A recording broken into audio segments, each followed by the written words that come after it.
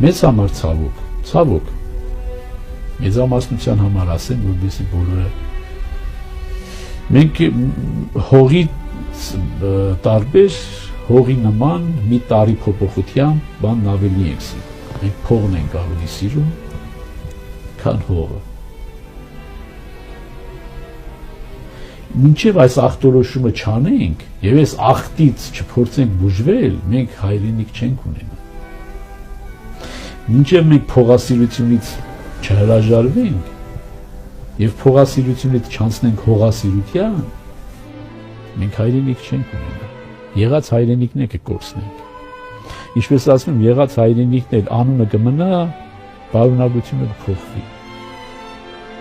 Որովհետև մենք այս Հայաստանի Հանրապետությունն էլ որ պետականություն ասում է, այո, պետականությունը կմնա, կդառնա բովանդակությամբ թուրքական։